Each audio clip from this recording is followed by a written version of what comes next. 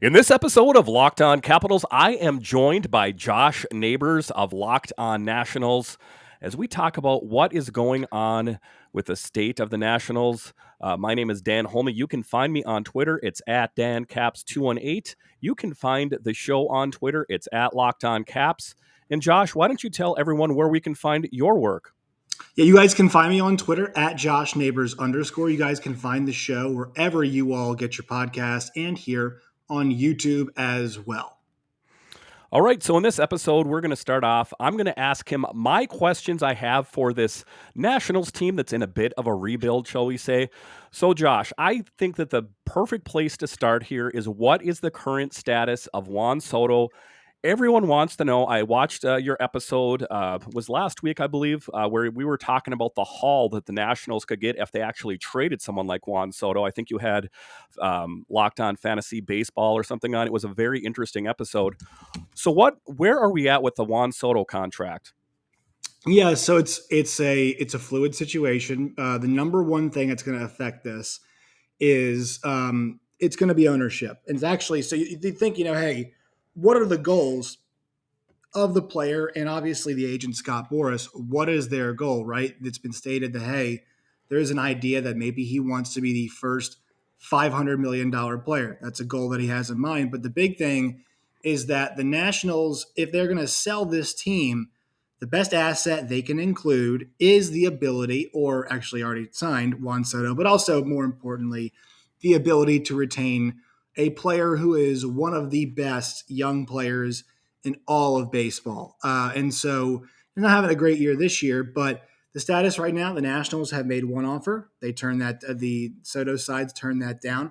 He's under contract this season, next season, the following season, or at least he's in arbitration for those years.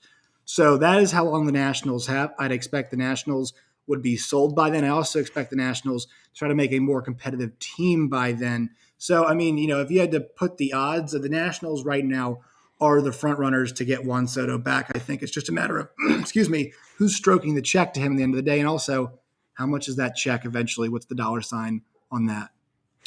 Yeah, I've heard that Scott Boras normally likes to go to the last minute. He doesn't want to take any initial offers.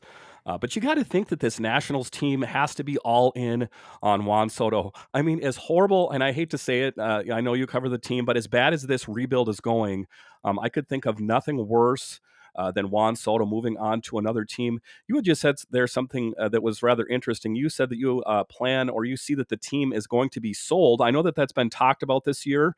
Um, I've heard at times that it's going to be Ted Leonsis. I've heard all sorts of names kicked around there. Who do you see this team getting sold to? Is there any word on that?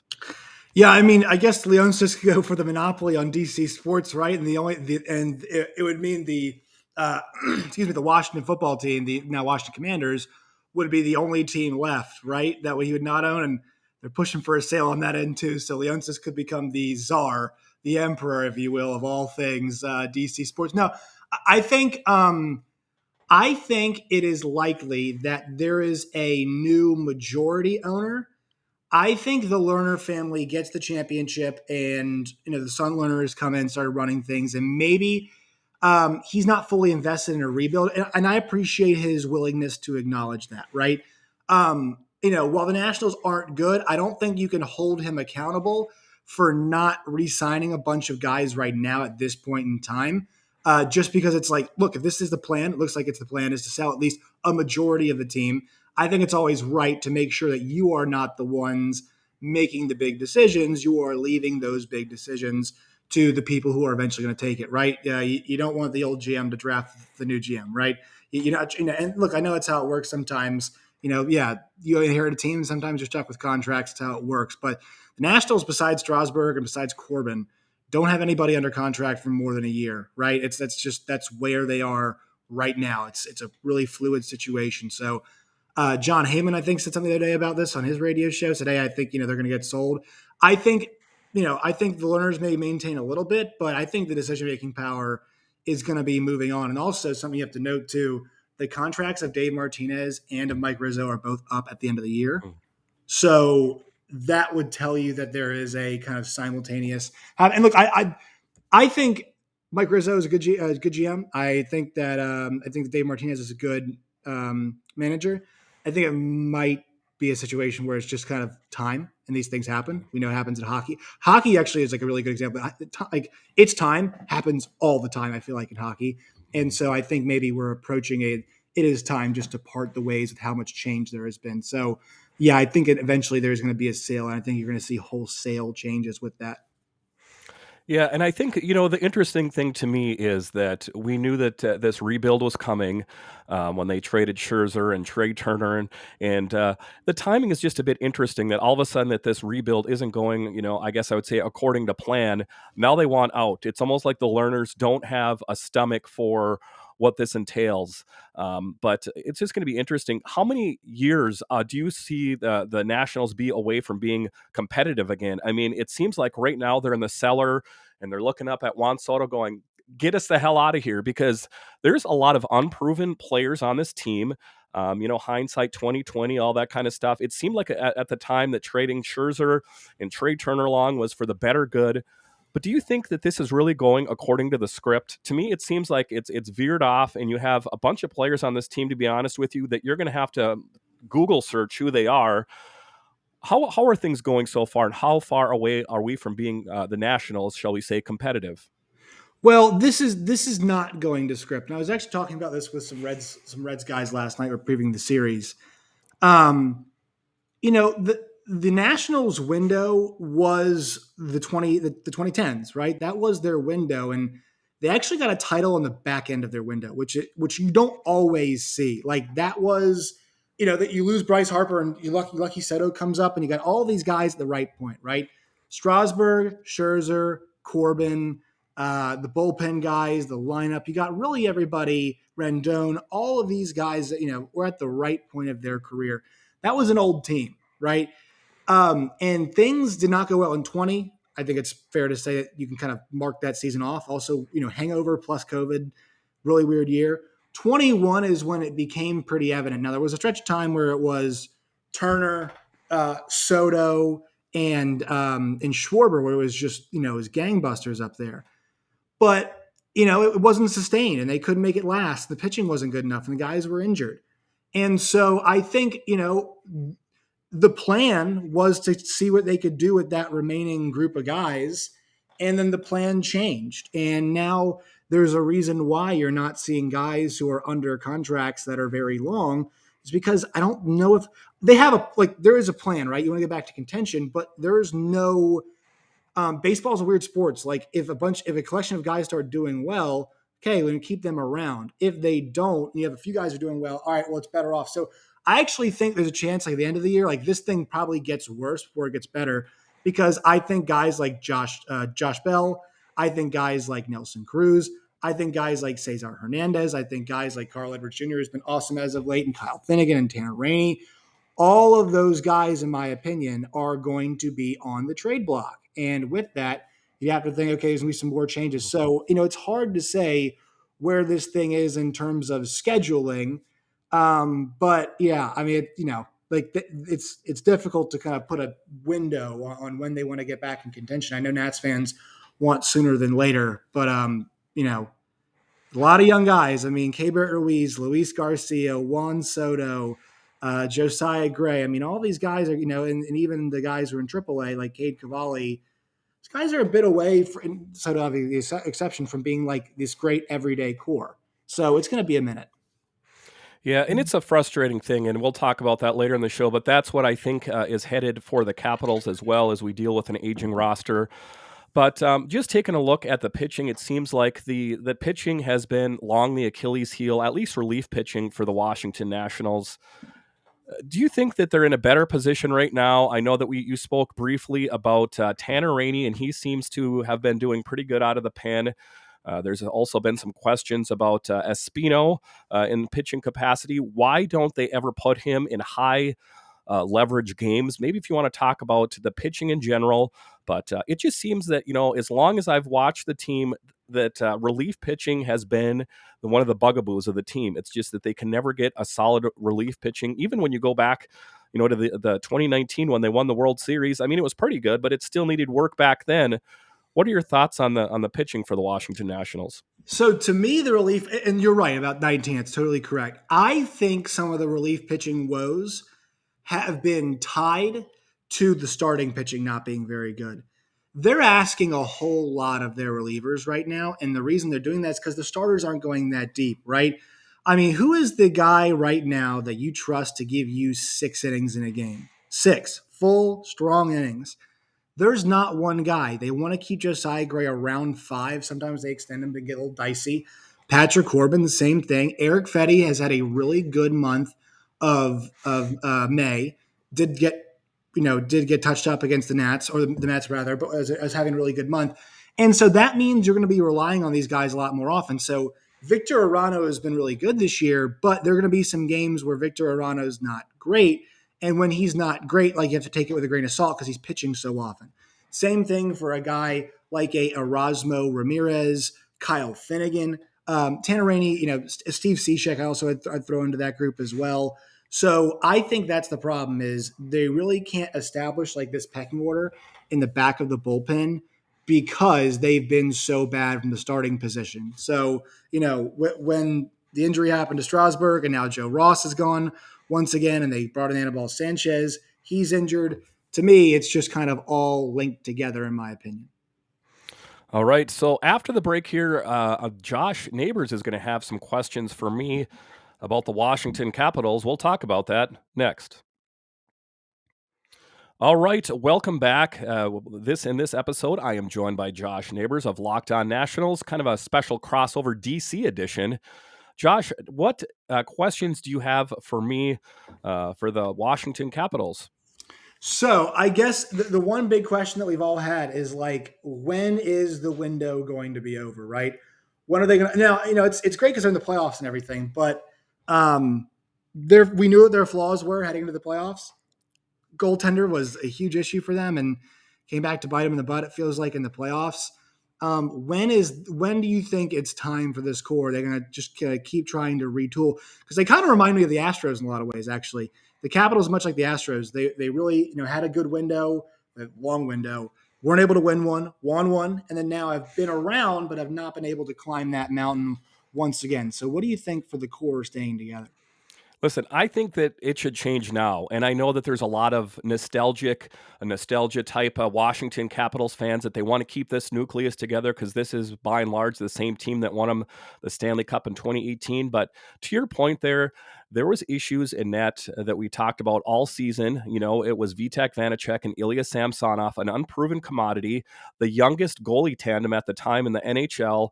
And Brian McClellan just said, "We're all in on this. We're going to go for this." And we talk all the time about this window that's closing, this win now mode.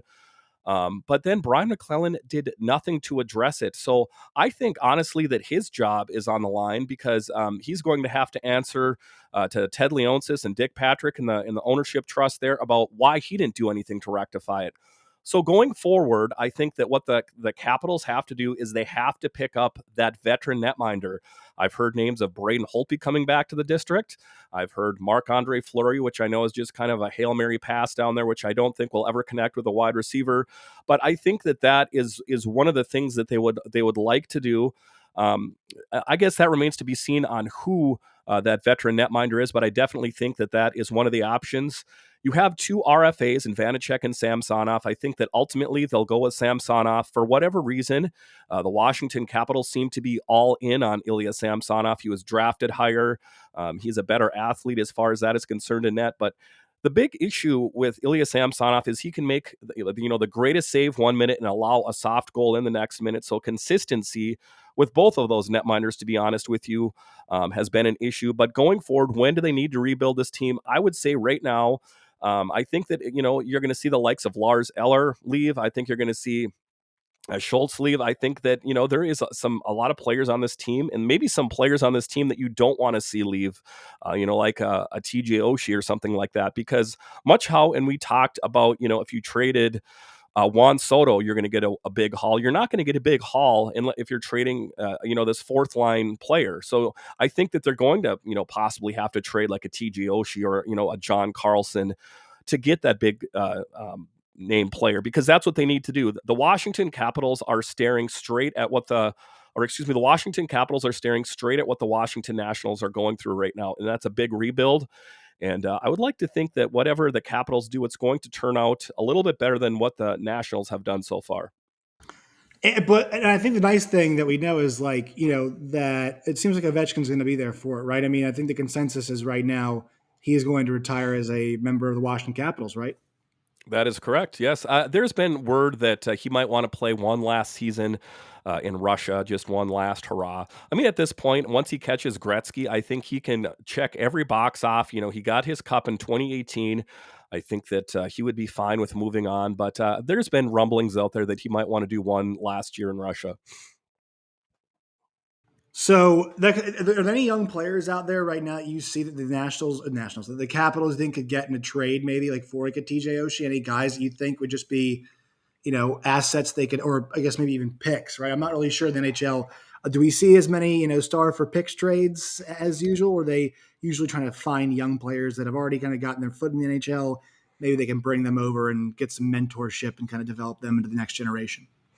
There are some names rumbling out there, and I think if the Capitals did it right, if you want to take a look at the Ottawa Senators and kind of what they did, is that was a team that looked at what they had on the ice. They were veteran laden core, and they're like, well, this isn't working for this group of players, so we're going to trade all the big names off, and they just stockpiled draft picks and first round picks and second round picks.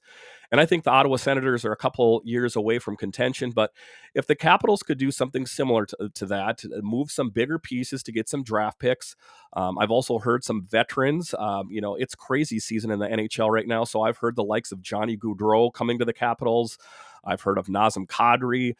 Pretty much at this point, the talking heads, they take, they throw it to the wall and see if it sticks. And but I think that the Capitals will make some big splashes. But I think the first thing that they need to check off on the list, no surprise, is a netminder. Once they have that anchored down, I think they can kind of fan out from there a little bit. But I do ultimately do see some big name players moving on for either another big name player or draft picks. But with the Washington Capitals and the AHL Hershey Bears, they have a lot of up and coming talent. You saw Connor McMichael. You saw Martin Feravari, but they also have Hendrix Lapierre. They have Leeson and Protas. And I mean, there is some depth that they have in Hershey that I think that will filter its way up to the top. But I think that one of the things that's hurting the Capitals as far as not having as many great players in Hershey is they were always in that win now mode. When they gave up players to get Kevin Shattenkirk, you know, win now mode, that comes at a high price. That means you're going to give up your draft picks, and it's kicking the can down the road for just trying to be in win now mode. But I do see some big things brewing for the Capitals in this offseason. All right, good stuff. All right. So after the break here, we are going to continue to talk with Josh Neighbors here as we talk about what we see for the future of the Capitals and for the Nationals. We'll talk about that next. All right, welcome back to the show. In this special DC crossover edition, it's Locked On Capitals and Locked On Nationals. So let's just talk about the future. Where do we see this Nationals team going? I know that we talked briefly about that in the first segment, but we are in June now. Where do we see this progressing in July and August? Baseball season is the longest season in all of professional sports. Maybe the NBA is up there, but anyway, it's a long season. Where do we see this Nationals team progressing throughout the upcoming months? Yeah, I don't know if I see too much of a progression. I think the one thing that's going to be encouraging is we're going to get a lot of guys getting opportunities. We're seeing it right now. Luis Garcia is up there for an injured Alcides Escobar at shortstop. They think he is the future, and I know he's really glad to be up.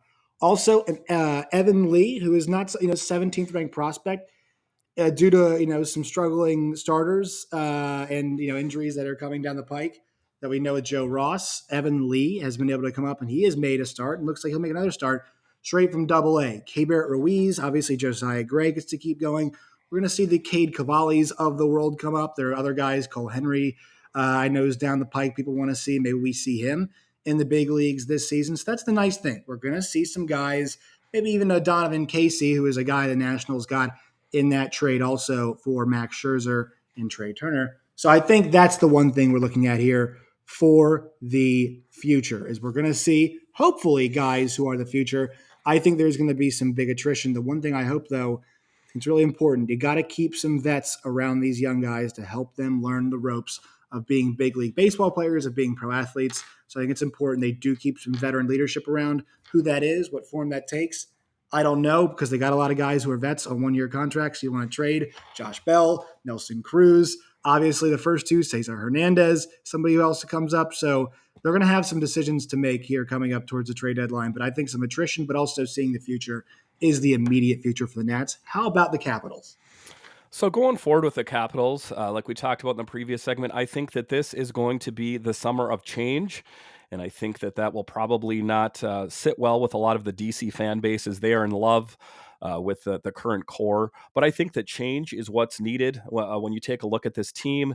Otherwise, you are staring straight in the face of another first round exit. And I've talked to a lot of different writers and bloggers and stuff, and they say, well, next summer is the one. So if they make a first round exit next year, that's when they're going to make the change. I've heard this the last couple seasons, first round exits ever since the 2018 Cup, 2018 Cup. So I think that change is inevitable, and I think change needs to be done now. But it's a little bit different in the Capitals case versus the Nationals. There were certain promises made to Alex Ovechkin that he would be on a competitive team. He had no interest in playing, in the likes of the Coyotes or the Sabres, just these perennial losers. He wants to be on a winning team. So what Ted Leonsis has said is he's going to view it as a retool instead of a rebuild. I know that's semantics, really, but I think that what they're going to do is just kind of plug different players in and kind of take it incrementally instead of that big blow up that you saw over on the Nationals. So I think that change is brewing for both the Nationals and the Capitals. Nonetheless, they always seem to put a good product out on the field, despite how the Nationals are playing this season. If you look back before this rebuild, always a really solid product on the field and just a ton of fun to watch. So if you're a Nationals fan out there, stick with this team. I think that there are better days coming for the Nationals, and I also think there are better days coming for the Washington Capitals.